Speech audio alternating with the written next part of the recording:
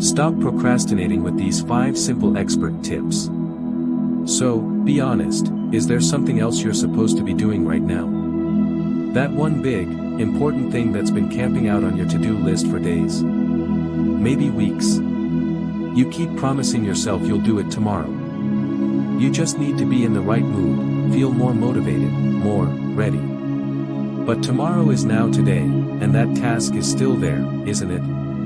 Just looming over you, creating that low-level hum of anxiety and guilt we all know so well. But what if the secret to getting it done wasn't about finding more motivation? What if it had nothing to do with willpower? What if the real reason you're avoiding that task isn't laziness, but has everything to do with your brain's built-in survival strategy for handling uncomfortable emotions? For decades, we've been told that procrastination is just a time management problem. But that's not the whole story. Leading psychologists now understand that procrastination is really an emotion regulation problem. We put things off to avoid the crummy feelings a task brings up, feelings like self-doubt, boredom, anxiety, or insecurity. Avoiding it gives us a quick hit of relief. It's a short-term mood boost. But that relief is temporary, and the cycle of avoidance just leads to more stress and guilt down the road. The good news: procrastination is a habit, and habits can be broken. Once you understand the real reason you do it, you can start using strategies that actually work. So, if you're ready to finally stop putting things off and get back in the driver's seat, stick with me. We're about to break down 5 simple, expert-backed tips to help you beat procrastination for good. Tip number 1, recognize and admit you're procrastinating. First things first, you have to call it what it is. You can't fix a problem you won't admit you have. Many of us have become masters of what's called productive procrastination. This is when you're faced with a big, scary report, and suddenly feel an overwhelming urge to reorganize your spice rack alphabetically or deep clean the grout in your bathroom. You're definitely busy, but you're not busy with the one thing that actually matters. Just acknowledging the habit is a game changer because it lets you see the pattern. Pay attention to when you do it and what sets you off. Does it happen when a project feels overwhelming? When you're scared of not doing it perfectly? Or when a task is just painfully boring? These triggers are usually tied to deeper fears: fear of failure, fear of what others will think, or even fear of success and the new expectations that come with it. The moment you can step back and say, okay, yep, I'm avoiding this, you take the power back. You're no longer just a victim of some mysterious laziness curse. You become an observer of your own behavior.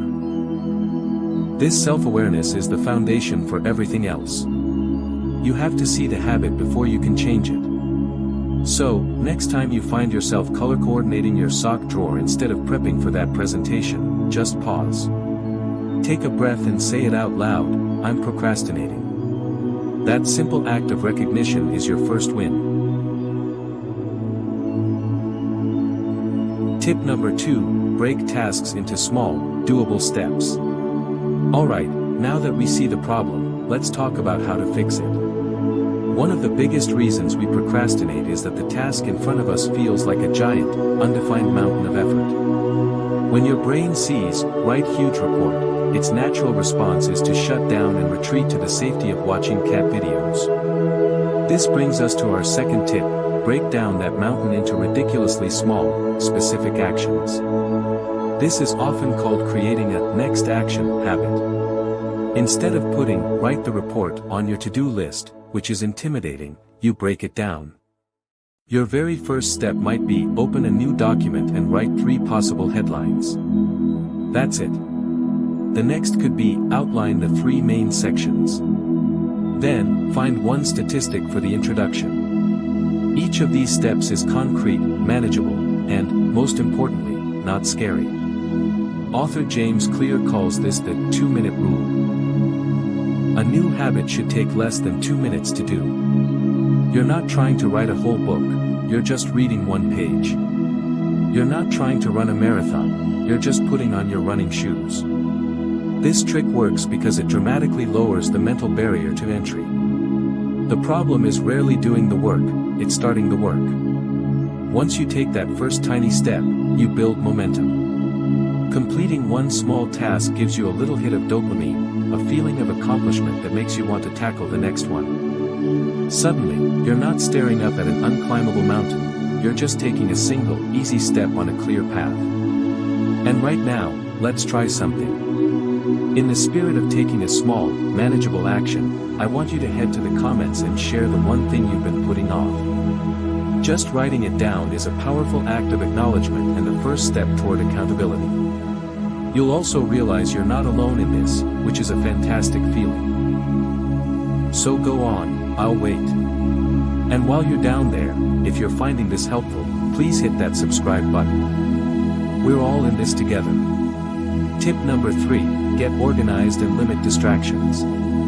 Your environment has a massive impact on your ability to focus.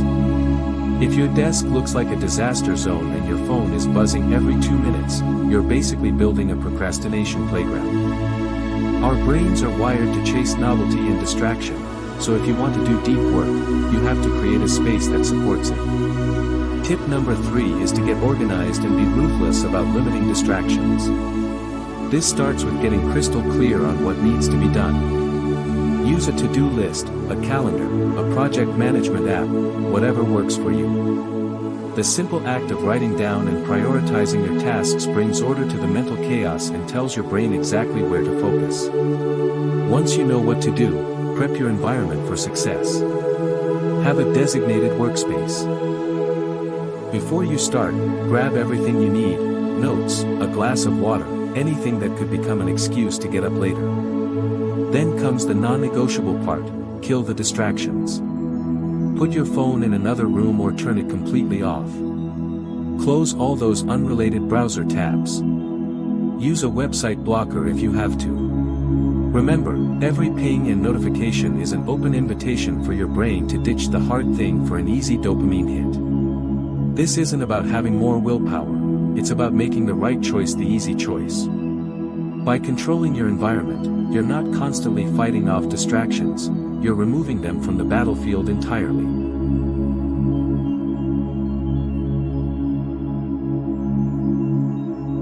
Tip number 4, use rewards and positive motivation. Procrastination is often fueled by a cycle of negativity.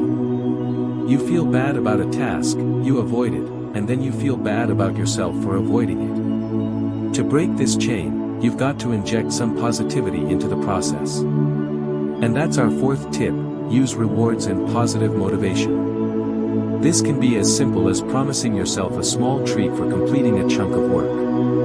After one focused hour, you get a 5-minute break to watch a funny video or grab your favorite snack. This strategy is sometimes called temptation bundling, linking something you need to do with something you want to do.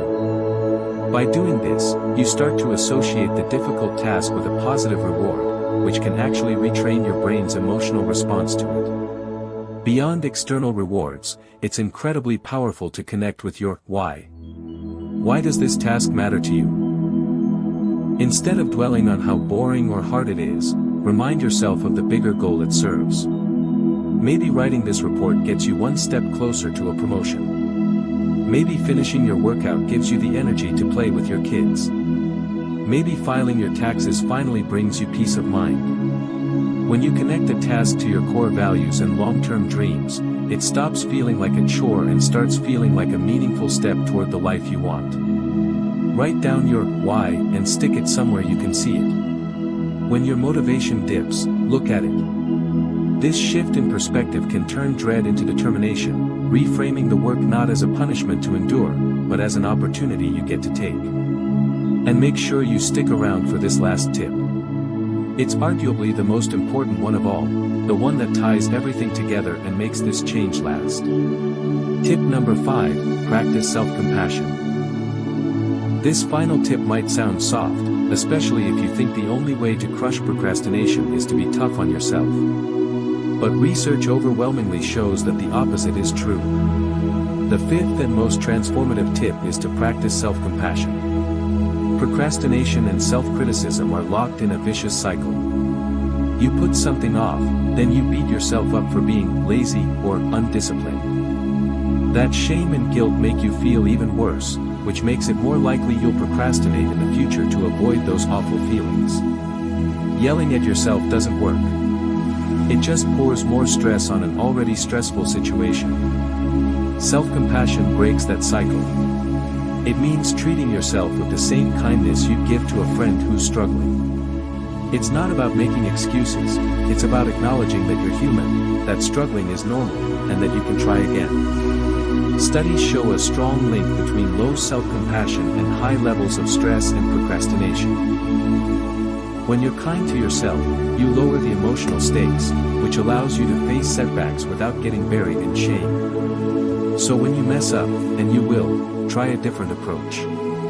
Instead of the usual self-attack, acknowledge the feeling without judgment. Wow, I'm really frustrated that I put that off again. Then, offer yourself some kindness. It's okay. A lot of people struggle with this. What's one tiny thing I can do right now to get started? This approach builds resilience. It helps you bounce back instead of spiraling. It's the real key to making this a sustainable change. Because overcoming procrastination isn't about becoming a perfect, hyperproductive robot.